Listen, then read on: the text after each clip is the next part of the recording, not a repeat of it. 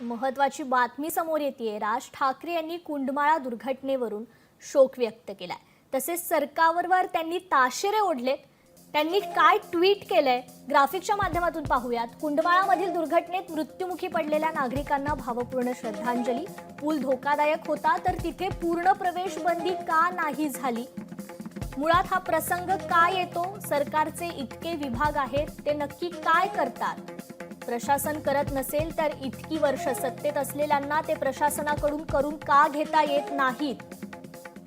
तुमच्या सत्तेचा अनुभव नक्की कुठला आणि त्याचा तुम्हाला असेल उपयोग, पण राज्याला काय उपयोग?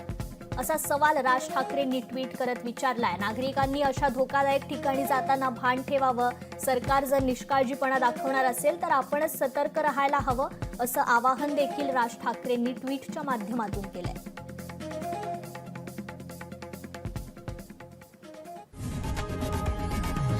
लोकशाही मराठी ऐका, पहा, जागरूक रहा।